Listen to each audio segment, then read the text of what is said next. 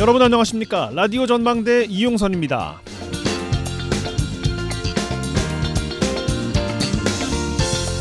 새로운 기록을 준비하던 대한민국 축구 U23 황선홍호 올림픽 본선 10회 연속 진출이란 대업 달성이 인도네시아에 막히고 말았습니다. 신태용 감독에게 가려막혔다는 표현이 정확할 것 같습니다. 인생이라는 것이 그리고 스포츠라는 것이 참 묘하고도 묘합니다. 2024 아시아 축구연맹 U23 아시안컵 8강전에서 한국과 인도네시아가 만났는데요. 연장전에서도 승부를 가리지 못하고 승부차기까지 갔는데 무려 11대 10으로 한국이 패했습니다. 이렇게 한국의 올림픽 본선 10회 연속 진출은 무산됐고요. 한국은 피파 랭킹이 23위, 인도네시아는 134위, 우리나라는 10회 연속 올림픽 본선을 노리는 팀, 상대 인도네시아는 68년 만에 올림픽 본선을 노리는 팀. 여러모로 우위에 있다고 평가받는 대한민국 대표팀이었지만 공은 둥글죠. 상대 인도네시아 대표팀 신태용 감독은 우리나라의 8회 연속 올림픽 본선행을 이끌었던 역사의 산 증인입니다. 그 역사를 본인이 꺾게 됐고요. 인생은 간절한 사람에게 길이 보이고 답을 주는 걸까요? 월드컵 이후 시끄럽던 대한축구협회, 이번 올림픽 본선 진출 좌절로 인해서 또 한 번의 논란이 불가피해 보입니다. 모쪼록 이번에는 선수들의 아쉬운 모습만 조명되는 일이 없었으면 이참에 대한민국 축구 전반을 돌아볼 수 있는 계기가 되었으면 좋겠습니다. 오늘 라디오 전망대가 준비한 소식입니다. 지역 소식들 뉴스 브리핑 통해서 들어보고요. 매주 금요일 코너 민원 해결사 YMCA 토론 이어집니다.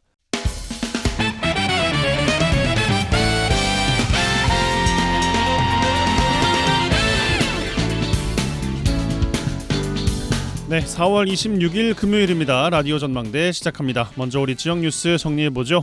뉴스브리핑 GBS 뉴스의 차범준 편집국장과 함께합니다. 전화 연결돼 있어요. 안녕하십니까? 네, 안녕하세요. 네, 자 광양에서 시작합니다. 광양 출신 3.1 만세운동 애국자 김상후 선생의 유품이 고향에 머물지 못하고 타지로 떠날 처지에 놓인 걸로 알려지면서 지역에 논란이 되고 있어요. 네, 광양의 3.1 만세 운동을 이끌었던 옥룡 출신 애국지사 금오 김상우 선생이 남긴 수백여 점의 소중한 유품들이 타양으로 떠날 처지에 놓인 것으로 확인되면서 주민들이 안타까워하고 있습니다. 보도에 따르면 최근 광양 애국지사 김상우 선생 후손들이 선생과 관련한 문화재급 유산을 비롯해 보존 가치가 높은 유품들을 지금까지 자체적으로 보관해 왔는데 더 이상 집안에 보관할 수 없어 타 지역 연구기관으로 보내기로 했다는 것입니다. 김상우 선생 후손들은 현재 광양에는 이 선생의 유품들을 보존 관리할 수장고 등의 시설이 없기 때문에 이 후손들에게 이어져온 이 수백 년 된 문화재급 유산을 비롯한 이 보존 가치가 높은 유품들이 자칫 훼손될 수 있어 더 이상 집안에서 보관하기 힘들다는 입장입니다. 후손들은 김상우 선생의 유품들 중에는 이 정조대왕이 하사한 내사본을 비롯해 광양 유생 20여 명이 조정에 올린 200년 넘은 상소문과 또 3.1 만세운동 관련 판결문, 수영인 명부, 소치 허련 그림, 매천 황연 글씨, 교지와 사안문, 병풍 등 수백여 점에 이른다고 밝히고 있습니다. 후손들에 따르면 유품이 보관되고 있는 가옥이 오래된 한옥이라 장소도 비좁고 여름에 습기 등으로 갈수록 보관이 힘들어 결국 잘 보존해 줄 수 있는 좋은 시설로 보낼 수밖에 없었다며 해당 유품들은 앞으로 5년 동안 한국학호남진흥원에 위탁하기로 했다고 밝혔습니다. 예, 5년 내에 지역에서 자체적으로 유품을 보관 절취할 수 있는 시설을 건립하지 못하면 유품이 고향으로 돌아오지 못할 수도 있다. 이런 말 같은데 어떻습니까? 네, 그동안 유품들을 소장해온 김상우 선생 후손 김형택 씨는 20여 년 전부터 이 광양시에 할아버지 유품을 비롯해 이 후손들이 소장하고 있는 소중한 문화유산을 보관하거나 또는 좋은 환경에서 상시로 정치할 수 있는 시설 마련을 요청했지만 이루어지지 않았다며 이 광양시의 적극적인 보존 조치가 이루어지지 않은 상황을 아쉬워하고 있습니다. 이 광양 김상우 선생 유품을 위탁받게 된 이 한국학호남진흥원은 전라남도와 광주광역시가 2018년에 공동으로 설립한 이 호남 지역 한국학 자료에 대한 조사와 수집, 보존, 연구기관인데요. 이 기탁된 유품들은 앞으로 수장고에 보관된 상태에서 유품의 가치와 각종 조사, 학술 연구가 이루어질 것이라고 합니다. 이 광양 지역의 귀중한 문화유산이 지역에 보관할 수 있는 보관이나 전시할 수 있는 장소가 없어서 이 타지로 떠나게 되는 상황인데요. 광양시는 시민들이 소장하고 있는 지역 문화자산에 대한 보존이나 전시, 이 관리를 위한 시설로 도선국사 사상수련관 설립이 추진되고 있는데 오는 2026년에 시설이 완공되면 지역 문화유산의 보관이나 전시가 가능해질 것이라는 입장입니다. 이 금호 김상우 선생 1919년 광양의 3.1 만세 운동을 이끌었던 주요 인물로 이 옥고를 치렀고 1934년에는 이 광주 학생 독립운동 배우자로 지목돼 전 재산을 몰수당하기도 했다고 합니다. 이 살아생전 조국의 독립을 위해 한평생을 바쳤지만 안타깝게도 독립을 보지 못하고 1944년 75세의 나이로 서거했고 지난 2002년 국가유공자로 등록돼 현재 국립대전현충원에 안장돼 있다고 합니다. 예, 평생을 독립운동에 헌신하신 유공자의 후손들이 유품을 기증하고 싶어도 지역에 변변한 수장고나 전시관이 없다는 사실 안타깝긴 합니다. 예. 자, 여수로 가겠습니다. 여수 진남 수영장 강습 시간을 바꾸고 시설 개보수를 이유로 이용객들의 의견 수렴도 없이 시설을 휴장하면서 주민들의 불만이 나오고 있네요. 네, 여수 진남수영관을 운영하는 여수시 도시관리공단이 수영장을 이용하는 주민들의 사전 의견 수렴이 없이 야간 강습 시간을 변경하고 또 시설의 개보수를 이유로 휴장을 반복함으로써 이용객들로부터 반발을 사고 있습니다. 보도에 따르면 여수 진남수영장은 지난 4월 1일부터 수영장 야간 강습을 기존의 오후 6시 30분에서 오후 7시 30분으로 늦췄는데 이용객들은 수영장 측이 이용객들에게 사전 의견 수렴 없이 일방적으로 시간을 변경했다며 여수시에 시정과 대책을 요구하는 건의서를 제출했다고 합니다. 이용객들은 수영장 내 헬스장은 오후 6시에 종료되는데 헬스와 수영장을 함께 이용하는 이용객들의 경우 헬스를 마치고 1시간을 더 기다려야 하고 또 체육관 내에 머무를 장소 또한 변변치 않다고 주장하고 있습니다. 또한 이용객들은 여수시 도시관리공단이 수영장에 유충이 발생했다며 지난 2월 27일부터 3월 10일까지 13일 동안 휴장했는데 최근 또다시 벽면 타일을 수리한다고 지난 25일부터 다음 달 5일까지 10일간 긴급 휴장했다며 이 관리부서가 수영장을 체계적으로 관리하지 못하고 있다는 입장입니다. 그러니까요, 답답할 만한 게 수영장에 유충 발생했다는 사실도 그렇고 물 잡아야겠습니다만 시설 수리가 필요했으면 그때 잡아서 중단했던 기간에 다 같이 해버렸으면 어떨까 생각이 드는데 시설 관리하고 있는 여수시나 관리공단 입장 있습니까? 네, 수영장 시설 관리를 맡고 있는 여수시 도시관리공단은 수영장 운영 시간 변경은 근로기준법에 따라 수영 강사나 수상안전요원의 저녁 식사 시간 확보 차원에서 시간 변경이 이루어졌다는 입장입니다. 또한 잇따른 수영장의 휴장과 관련해서는 최근 수영장 노비의 벽면 타일이 떨어져 시설 보수를 위해 10일 동안 긴급 휴장할 수밖에 없었다는 입장을 언론에 밝혔습니다. 여수 진남 수영장의 이용시간 변경과 잇따른 휴장 조치에 대해 이용객들은 처음부터 수영장을 체계적으로 운영하지 못한 피해를 이용객들에게 떠넘기고 있고 또 개장한 지 6년밖에 안 된 시설에서 타일이 떨어지는 상황도 이해할 수 없다는 반응입니다. 그렇습니다. 자, 순천에서 마무리하겠습니다. 순천시가 지역 문화행사를 추진하면서 지역의 고유 명칭 대신에 비공식 지명을 사용해 논란이 되고 있어요. 네, 최근 순천시가 원도심 지역의 문화행사를 추진하면서 지역의 고유 명칭인 향교길이나 금곡길, 옥천길 등 지역 고유 명칭을 배제하고 비공식 명칭인 옥리단길에서 한복 체험을 한다는 보도자료를 배포해 순천시가 사용하지 않아야 될 비공식 지명을 주민들에게 홍보하고 있다는 비난을 받고 있습니다.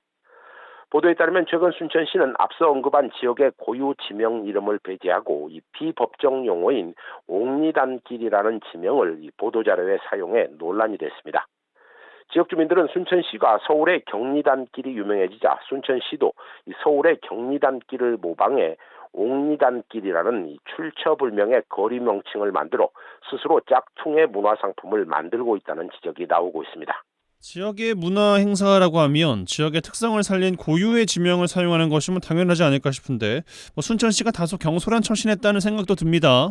네, 지역 일부에서는 순천시가 지역의 문화유산을 지키고 보존해야 하는데 서울의 특정 지명을 근거도 없이 순천시에 적용한 것은 지역 고유 명칭에 대한 정체성과 독창성을 부인한 것이라며 순천시를 비난하고 있습니다. 이 논란이 제기되자 순천시는 언론을 통해 옥리단길이라는 지명 표시가 부적정했고 수정하겠다는 입장을 밝혔는데요. 지역 문화 행사를 홍보하려다 벌어진 해프닝이기는 하지만 이 문화에 대한 지역의 자존심을 지키는 차원에서 보면 신중하지 못한 처신을 했다는 비난을 피하기 어려워 보입니다. 예, 알겠습니다. 뉴스브리핑 GBS 뉴스의 차범준 편집장과 함께했어요. 고맙습니다. 네, 고맙습니다.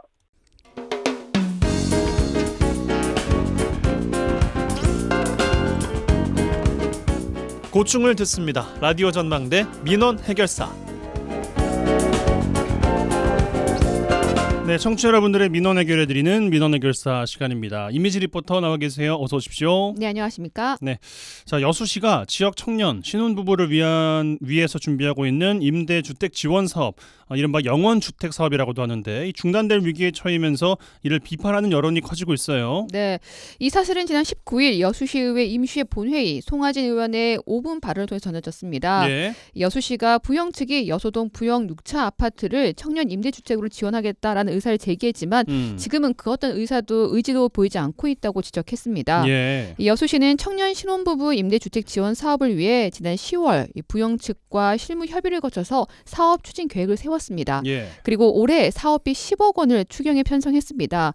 이런 상황에서 부영 측은 계획을 뒤엎고 여수시와 어떤 협의도 없이 이 노후된 아파트 재건축을 하겠다고 나서면서 사업이 중단될 위기에 놓인 겁니다. 예, 그래서 부영에 대한 시민들의 실망감이 큰데 그렇지 않아도 부영 왕국이다, 부실 시공 등 때문에 부영에 대한 인식이 그리 좋지가 않습니다. 네. 그런 상황에서 더 실망스러운 게 아닌가 싶긴 해요. 네, 이 시민들은요 여수에 지어진 아파트 중에 20%가 넘는 아파트를 지은 대기업이 이렇게 약속을 손바닥 뒤집는 것은 기업과 지역민 간의 신뢰 문제를 지적했습니다. 한 시민은요 지금까지 부영이 여수시에 했던 부당을 봤을 때 이번 사업에 대해 큰 기대를 하지 않았는데 이 사업을 무산시킬 것이라고 생각하지 못했다고 얘기합니다. 또 부영이 여수에서 임대 사업을 올린 수익으로 여수 아닌 다른 지역에 사회 공헌 사업을 펼치는 것도 좋지만 지역의 청년을 위한 사업이 이어가길 바라고 있었습니다. 시민들 얘기 들어보시죠. 1억씩 주고 하더만 왜 또 이런 데서 발을 뺐대요? 약속을 못 지키는 건 처음부터 안 했어야 되고 청년들한테 약속을 했으면 그거는 지켜야 되고 부영이 지방에서 그래도 잘 나가는 업체 아니에요. 지금까지 여서동 쪽에서 임대사업을 그렇게 오래 했고 잘 됐잖아요. 근데 지금 와서 그걸 바꾼다는 거는 기업에서 할 일은 아닌 것 같아요. 개인의 약속이 아니잖아요. 부영의 약속이잖아요. 신뢰도 개인끼리 밥 한 번 먹자 약속은 아니니까 그건 그거 무슨 마음에서 그랬는지 궁금해요. 왜 안 된다고 한 건지, 된다고 했을 때는 무슨 마음이고 안 된다고 했을 때는 무슨 마음인지. 처음에 그렇게 약속을 했으면 지켜야지. 그게 기업의 윤리지. 그렇게 자기들 불리하다 빼버리고 그래서 처음부터 안 해야지. 그건 시민들을 우롱하고 청년들을 우롱하는 것도 아니고 그러면 안 되지. 중소기업도 아니고 대기업에서 말을 그만큼 신중하게 해야 된다는 거지. 예, 여수 지역의 청년 인구 유출 방지를 위해서 꼭 필요한 지원 사업이 바로 청년 지원 주거 정책이다, 이런 이야기들도 많습니다. 네, 그래서 여수시에서도요 지난 2월 보도자료를 통해서 이 여수시형 청년 신혼부부 영원 임대주택 지원 사업을 올 하반기부터 시범 추진하겠다고 밝히기도 했습니다. 예. 여수시는 올해 청년들의 주거와 정착 분야에 가장 많은 예산인 311억 원을 확보해서 집중 지원할 계획이었습니다. 그런데 가장 기대했던 이 영원 임대주택 지원이 무산될 위기에 놓이면서 이 청년 지원 사업에 힘이 빠지게 된 겁니다. 그러니까 올해 30호를 먼저 지원하고 28년까지 200호를 공급한다라는 세부 계획을 수립하면서 청년 주거 정책에 새 바람이 불 것 같았는데 그래서 실망감이 더 큰 거 아니겠습니까? 네, 맞습니다. 지난 2022년 실시된 여수시 청년 사회 경제 실태 조사에서요. 여수시 청년 중 상당수가 여수 시내에서의 취업이나 여수에 정착할 것을 희망하는 조사가 됐습니다. 또한 청년들에게 필요한 주거 관련 정책으로 주택 공급, 주거비 지원 순이었습니다. 시민들 갈수록 노령인구가 많아진 시대에 청년들이 정착할 수 있는 지역을 만들기 위해서는 이 청년 주거 지원이 꼭 필요하다고 얘기하는데요. 네. 이번 사업이 중단되더라도요. 편성된 예산을 잘 활용해서 지역 청년들의 주거를 해결할 수 있는 정책이 꼭 마련돼야 한다고 지적했습니다. 시민들 얘기 들어보시죠. 청년을 위한 정책을 펴야죠. 적극적으로.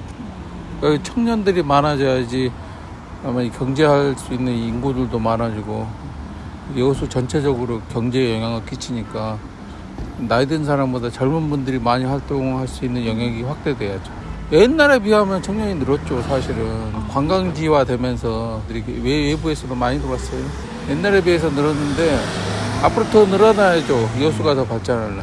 이런 무상 임대가 필요하다고 보세요. 필요하죠. 그렇죠. 좋죠. 그래 젊은이들이 더 많아지죠. 타 지역보다 젊은이들이 많아져야 돼요. 이 부영그룹의 기업 이념 마지막 줄을 보면요. 사회에 기여하는 기업으로서의 이미지를 더욱 굳건히 할 것입니다라고 나옵니다. 예. 이 지역 청년을 위해 계획한 지원 사업을 재개발이란 기업 이익으로 무산시키는 태도, 이 기업의 어떤 윤리를 대표하는 모습일지 깊은 고민 필요해 보입니다. 예. 알겠습니다. 관련된 이야기는 잠시 후에 YMCA 토론에서 조금 더 나누도록 하겠습니다. 민원의 결사 이미지 리포터와 함께했어요. 고맙습니다. 네, 감사합니다.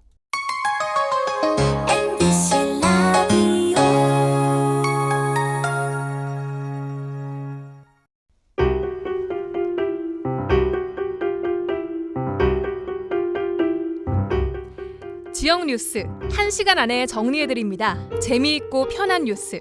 지역 시사는 역시 이용선의 라디오 전망대.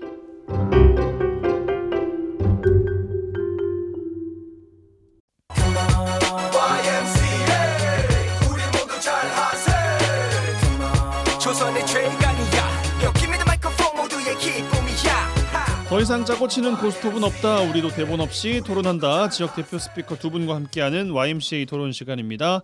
매주 금요일 시간 한 주 또 정리해 보겠습니다. 여수 순천 YMCA 김대희 김석 사무총장 두 분 어서 오십시오. 네, 안녕하십니까. 네, 안녕하세요. 예, 4월의 마지막 시간입니다. 어떻게 또 한 주 보내셨는지 김석 총장께 먼저 드릴까요? 네, 그 4.16 추모 기간이 네. 이번 주 월요일로 좀 종료가 됐습니다. 그래서 이번 주 월요일 날 바람의 세월이라고 하는 지성이 아빠가 만든 그 영화를 순천시에서 한 뭐 거의 100여 명 넘게 자발적으로 한진이라고 하는 그 외서의 귀농온 청년이 주도해가지고 개인이 주도해가지고 그 영화를 볼 수 있었고요.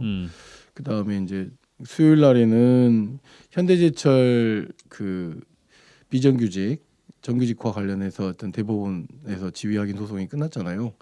그런 가운데서 이제 노조내에 지금 현재 교육받으러 가버린 자회사를 설립하는 뭐 여러 가지 뭐 이슈들이 있지 않습니까? 그 관련해서 어쨌든 마지막 좀 힘을 실어주기 위해서 좀 기자회견도 좀 같이 참여했고 근데 좀 걱정스럽긴 하더라고요. 예. 여러모로 좀 잘 되기를 바라는 마음인데, 그러니까 현대제철 측에서도 좀 그러니까 노동자들 입장에서는 꼼수라고 보는 거죠. 자회사를 꼼수라고 보는 거고 노동자들 안에서는 어쨌든 이 교육받으러 가버리는 뭐 이런 일들도 있고 그래서 좀 뭔가 지역사회 굉장히 중요한 일자리와 관련된 중요한 문제이기 때문에 좀 잘 해결되기를 바라는 마음이고 서로 간에 좀 그러니까 이야기 좀 잘 이루어졌으면 좋겠습니다. 예, 알겠습니다.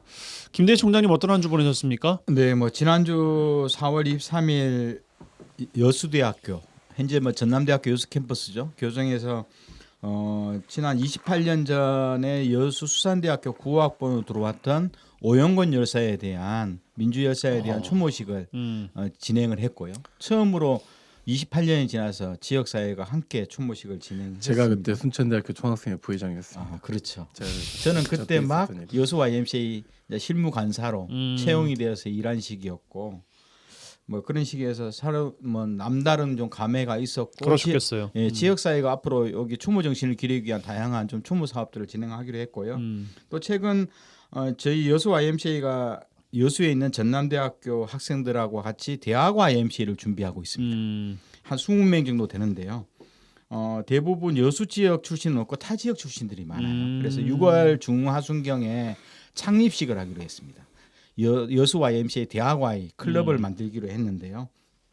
대체적으로 보니까 유엔이라는 국제기구에서 활동을 하고 싶어하는 친구들, 또 시의원으로 출마하고 싶어하는 친구들, 또 기계공학을 전공하고 있는데 아이고 나 진로나 취업을 어떻게 해야 될까요? 고민하는 친구들, 또 뭐 여자친구하고 싸웠다는 친구들, 뭐 다양한 이야기들이 모이면서 자기 앞으로 미래에 대한 삶들 고민하고 있고요. 현재 뭐 학교 수업이 어렵다는 이야기도 하는데 결국 이 청년들의 이야기, 대학생들의 이야기를 YMCA가 어떻게 하면 잘 담아줄지 좀 고민해보는 그런 한 주였습니다. 재밌을 것 같은데요. 아, 굉장히 재미납니다. 예. 이 친구들을 보니까 제 아들 딸들이 벌써 26, 28이거든요. 우리 아들 딸보다도 더 어린 애들이잖아요. 이 친구들하고 만나다 보니 30년 전 제가 대학을 다녔을 때의 느낌이 그대로 좀 새록새록 듭니다. 예. 앞서 언급했던 오영곤 열사 이야기하니까 제가 한동안 너무 잊고 있었던 것 같아서 아이고 굉장히 좀 죄스럽고 좀 미안한 마음. 그때 여수에서 막 여수 시민들이 다 거리로 나와가지고 막 추모도 하고 그때 이제 96년이다 보니까 사실은 뭐랄까 조금 민주화 되고 난 이후의 어떤 사회 변화에 대한 요구들이어가지고 그때 기억이 막 갑자기 주마등처럼 싹 지나가네요. 네, 잊고 있어서 미안합니다. 네. 일주일 내내 저도 보니까 어떻게 대학교 교정에 있었네요. 거의 아이들하고 만나면서. 그러셨겠어요. 네. 예. 자, 또 한 주간 바쁘게 지내신 두 분과 함께 이번 주 나눌 주제 이야기 풀어보겠습니다. 서울 한복판에 월세 10,000원짜리 청년 주택이 등장했어요. 청년 신혼부부들의 주거 안정을 위한 만원 주택이 확대되고 있습니다. 전남 도가 선보이고 있는 만원 주택 소개를 좀 먼저 드리면 전용 면적 60제곱미터, 그러니까 평수라면 17평 정도가 되는데 요 이하의 주택을 신축해서 보증금 없이 한 달에 10,000원만 내면 최장 10년까지 살 수 있게 하겠다라는 정책입니다. 화순에서 먼저 시작이 됐고 경쟁률이 어마어마해서요. 입주 원하는 청년들 중에는 뭐 광탈하는 경우들도 좀 있다 그래요. 이게 확대가 돼서 뭐 고흥 지역에도 생기고 여기저기 생길 예정이라고 합니다. 지역의 주택 정책 관련해서 오늘 좀 점검해 볼 필요가 있겠다 생각이 들어서 오늘 주제를 꺼내 봅니다.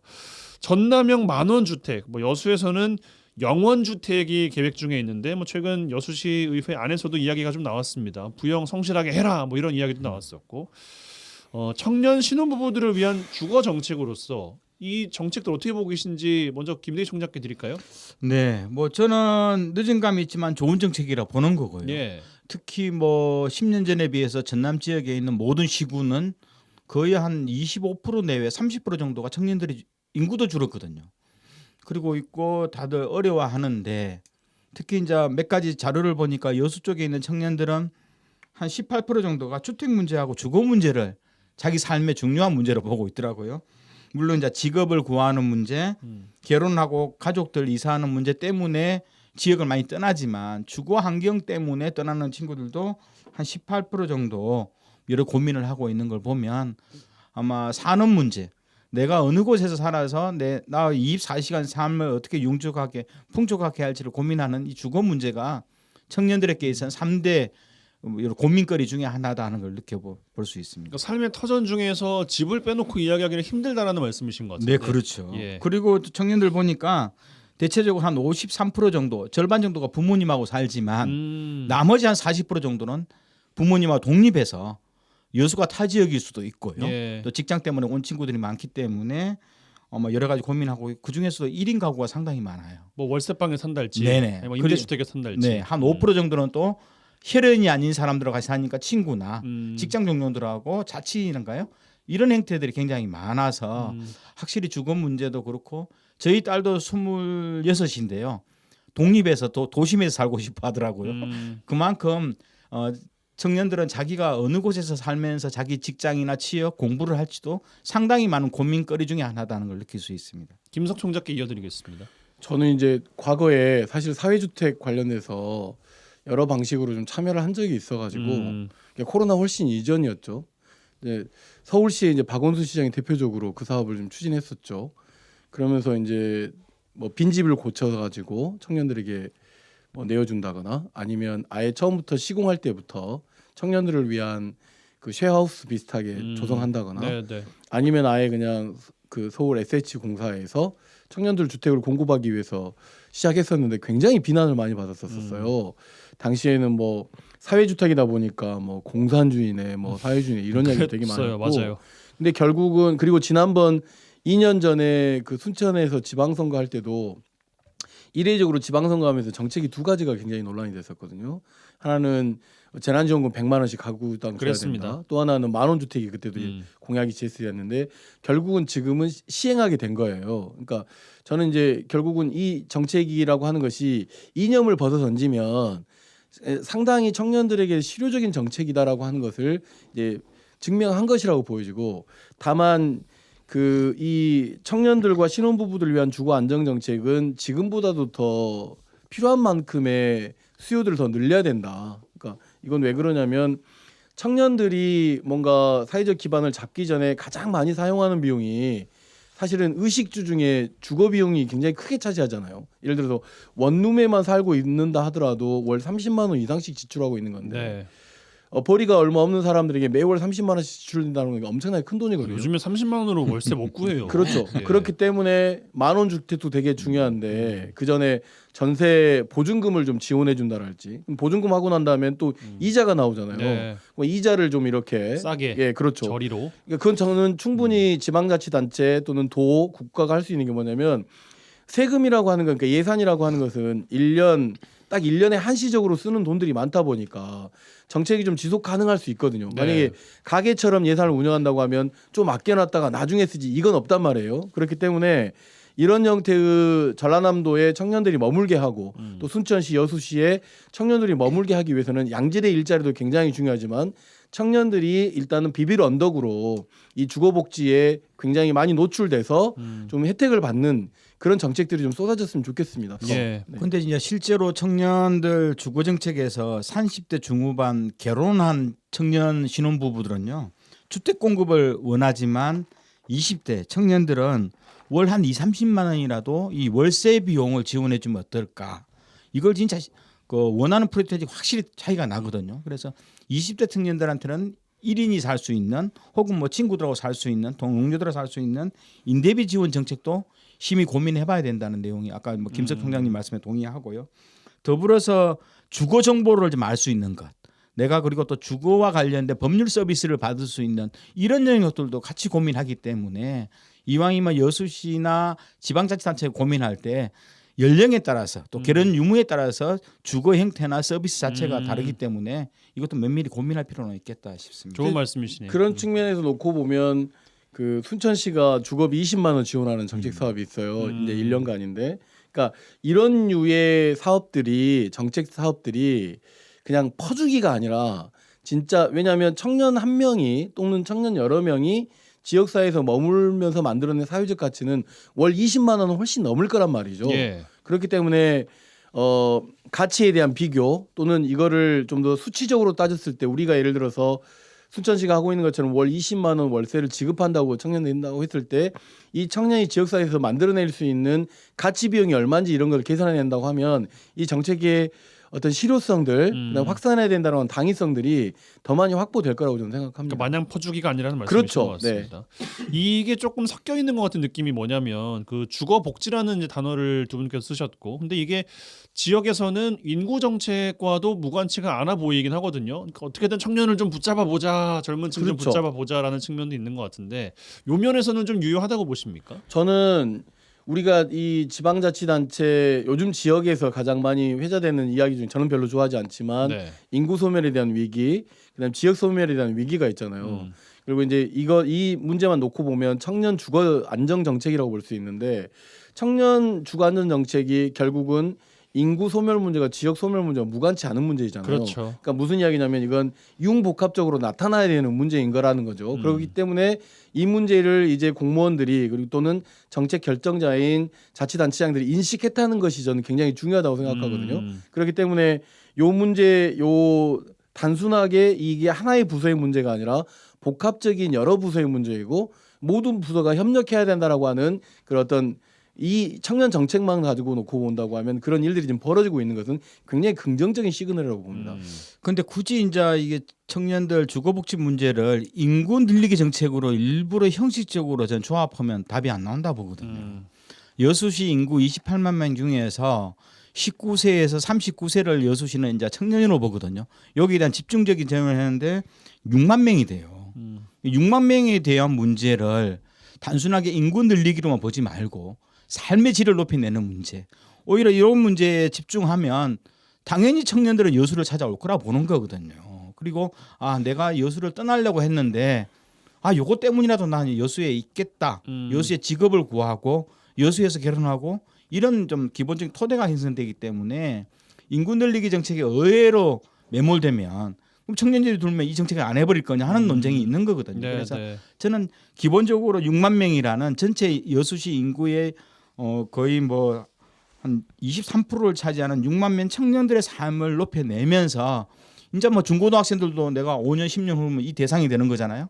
그래서 나 여수에 정주하고자 하는 그런 느낌으로 좀 갈 필요는 있지 않는가 좀 생각을 합니다. 알겠습니다. 주거 복지 차원에서 만원주택 이야기를 조금 더 이어가 보겠습니다. 경기도에서는 이 말이 달라요. 기본주택이라는 이제 말을 쓰고 있더라고요. 아무래도 이제 기본 시리즈가 좀 경기도에서는 있었다 보니까 이재명 지금 민주당 대표가 경기지사 시절 내놓은 정책입니다. 무주택자 누구나 30년 이상 거주할 수 있도록 하겠다는 건데 요 기본 정책에 대해서 그러니까 여기랑 우리랑 지금 접근 방식이 조금 다른 거예요. 청년층에게 준다는 만원 정책과 뭐 영원주택 이런 거 다른 것 같습니다. 어떻게 설명 주시겠습니까? 저는 이게 과거의 정책과 크게 다르지 않다고 하는데 과거에는 주택공사에서 그러니까 대량으로 주택공사에서 만든 아파트를 대상으로 해서 임대 물량을 굉장히 늘렸었던 적이 있어요. 네. 그래서 무주택자들에게 뭐 20년 또는 뭐 짧게는 10년, 20년, 30년 이렇게 임대주택을 내줬던 것이 저는 지금 자본주의 사회가 굉장히 공고화되면서 시장 경제로 내몰리면서 이런 일들이 사실 좀 중단되거나 아니면 축소됐거든요. 네. 이것이 지금 현재 사회에서 부활한 측면인데 이제 여기에 또 하나 들어가 있는 것 중에 하나는 국가가 도대체 어디까지 국민을 위해서 또는 청년들을 위해서 지원해야 되냐라고 하는 것들이 좀 결합되면서 예, 기본소득, 기본주택 시리즈가 지금 나온 건데 이건 우리나라만의 문제는 아니란 말이에요. 우리나라만의 문제는 아니고 그러니까 유럽 사회에서 번져온 어떤 개념이긴 하죠. 그만큼 사회적 불안 요소가 많은 거죠. 그러니까 이런 거죠.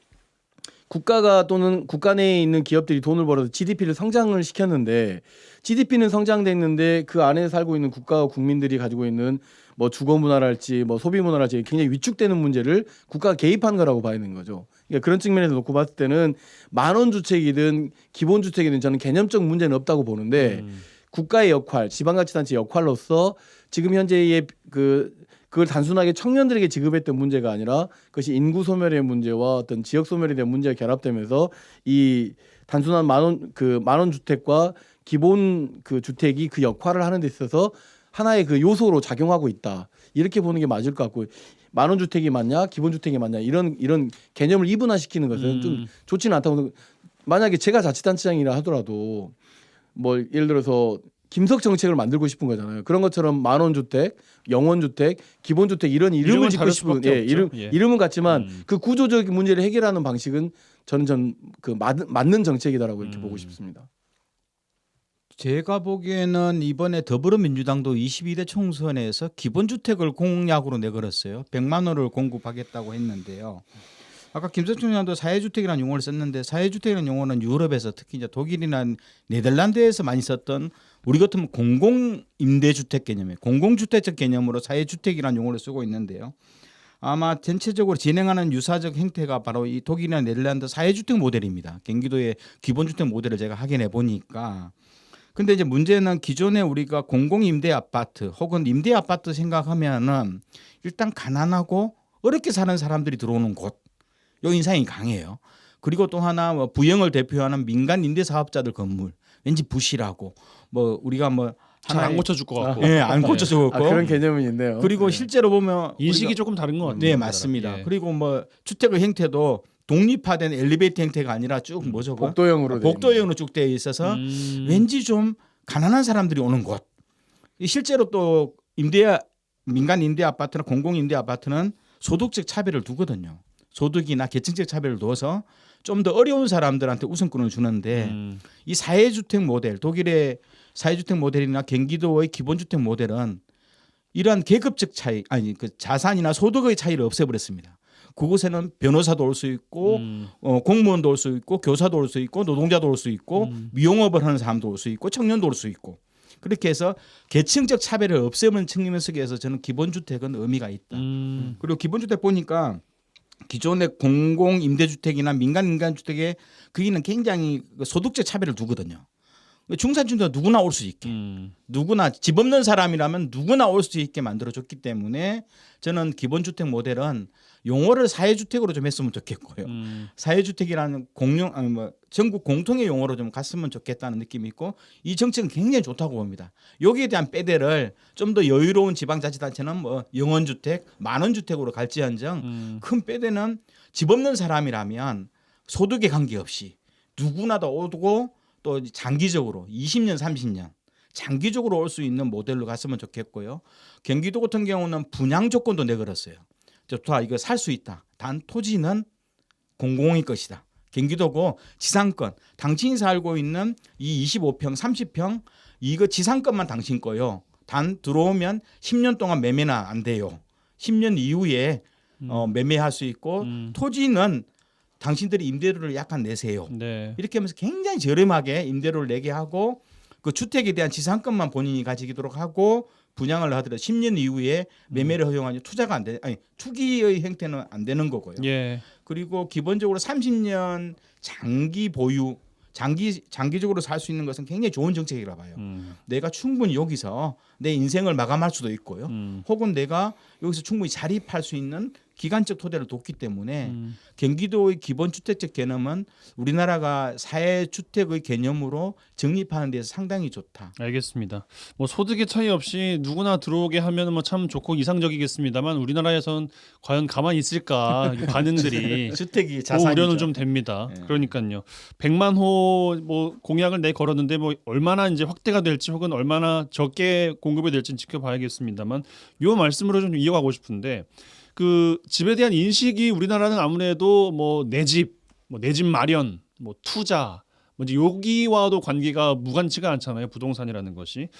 그러면은 차라리 좀 더 확대가 돼서 이참에 이런 정책들을 펴기 시작했을 때 이 인식도 좀 전환할 수 있는 어떤 정책이 없을까라는 되게 생각이 좀 중요하죠. 들거든요. 그러니까 아파트를 질 때 단지 중심으로 짓잖아요. 예. 그러니까 예를 들면 브랜드 네임이 있는 이 단지. 그러니까 단지는 내가 이 단지에 사느냐, 이 단지에 안 사느냐로 또 구분되기도 하잖아요. 이 단지 관점을 조금 마을 관점으로 좀 전환할 필요 있지 않을까 생각이 드는 거죠. 그렇게 된다면 뭐 어디 아파트 관리 사무소가 아니라 어디 마을 뭐 지원 뭐 소 뭐 이렇게 바뀌겠죠. 이제 그러면서 이제 민간업자가 그런 아파트를 지을 때 이 사회공헌의 방식이 하나로 그러니까 같은 그 단지 내가 아니라 좀 더 외곽 지역에 뭐 청년주택이 됐든 아니면 주거복지 정책으로 뭐 주택을 좀 지을 수 있게끔 한다고 하면 건설업자들도 조금 호응이 좀 달라질 수 있을 거라고 보이거든요.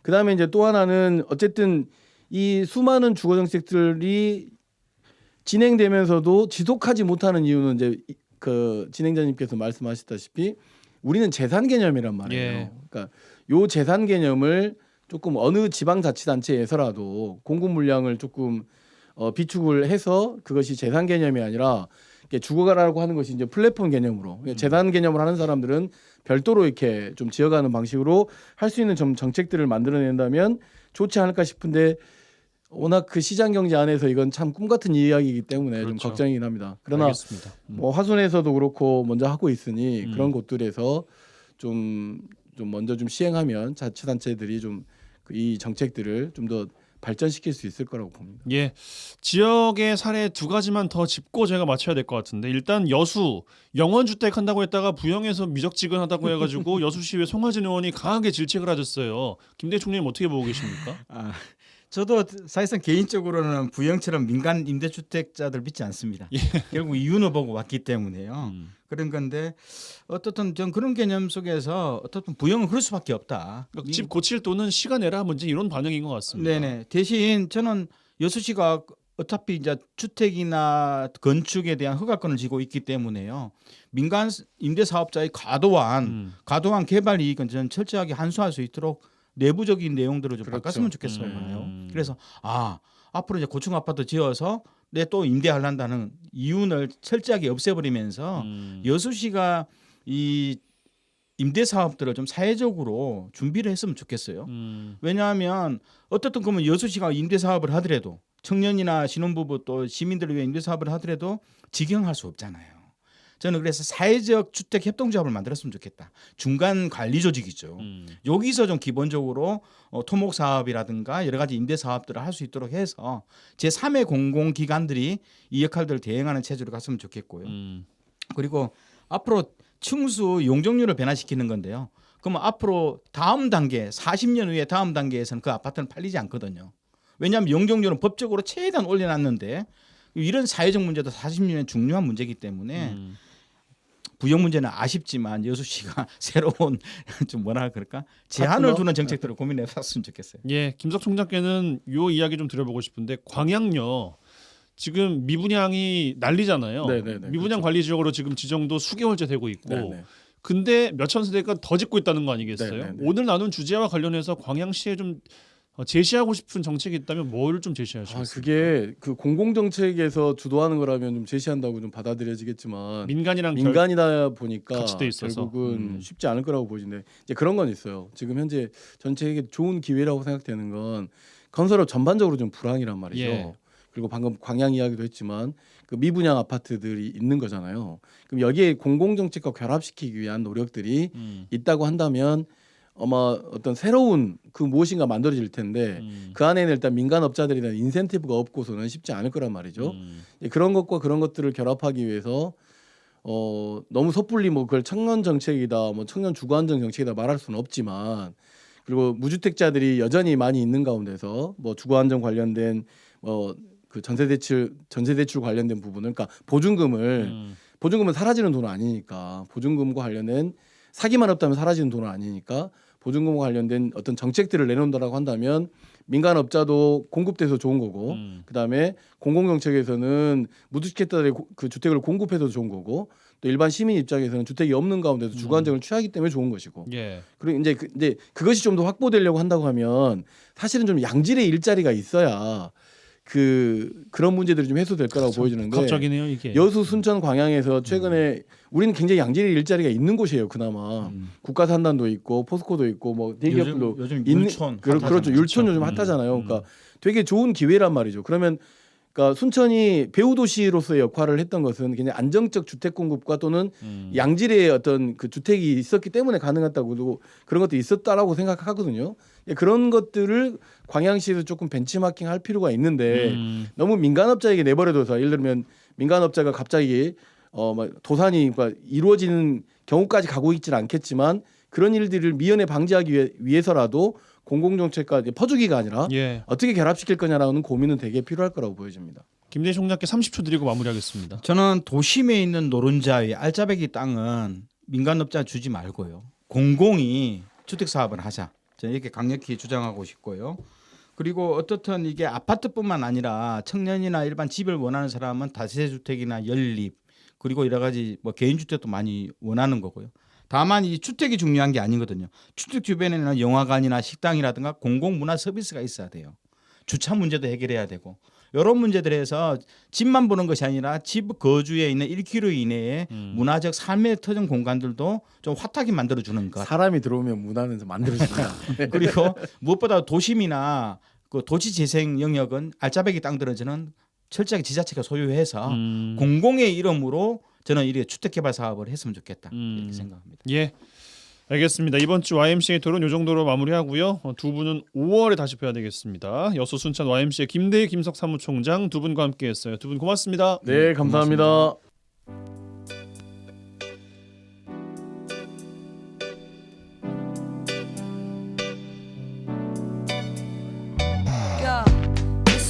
사 월 26일 금요일 라디오 전망대 오늘 준비한 소식은 여기까지입니다. 오늘도 이번 주도 고생 많으셨습니다. 주말이에요. 4월도 얼마 남지 않았습니다. 며칠 안 남았어요. 4월 마무리 잘 하시고 5월 계획도 미리미리 세워두시면 어떨까 생각이 듭니다. T 윤미래 씨의 삶의 향기 흐르고 있어요. 이 노래 들으시고 주말 마무리 잘 하시고 다음 주 월요일에 다시 뵙죠. 이용선이었습니다. 삶의 향기가 날 채워주지 to my soul, my body. 가끔씩 현실은 졸린 내 귀 속에 재밌는 이야기로 위로 난 달래지네 때때로 내 귀를 대먹고 놀래키네 Cause when reality bites, in reality I fight 계속 찾아 헤매는 나의 valentine But the more I try to find 나 지나쳐가는 사람들 속에 time after time 홀로 path of mind 같은 숲은 외로운 미소로 날 속이고 이치도 깊어진 눈빛에 눈물이 고이고 또 깊어만 가는 이 밤도 radio에서 흘러나오는 그 노래 속 시로 나를 채우고 또 너를 채우고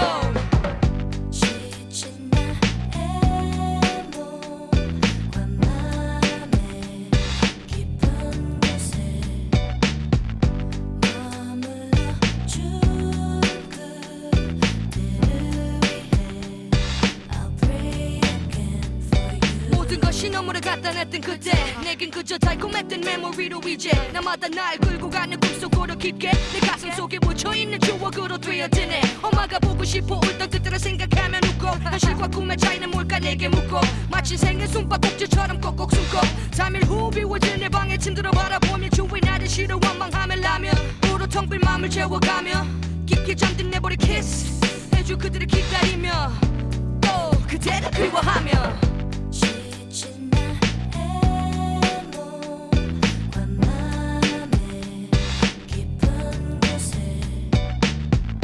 머물러 준 그대를 위해 I'll pray again for you. 완벽한 동그라미에 선을 이어준 너의 첫마디의 사랑의 말과 검은 눈 동자 혼자 방귀를 걷지 못하게 하는 너의 걱정과 전화 길을 들고 잠들어 버린 수많은 밤들과 The sweet lullaby that made me cry 또 이제 던져버린 너의 목걸이 저런 버려진 history 난 너의 soul flower 너 나의 영원한 honeybee 내 맘속 깊이 지친 나의 몸과 맘의 깊은 곳에 머물러 준 그대를 위해 I'll pray again for you.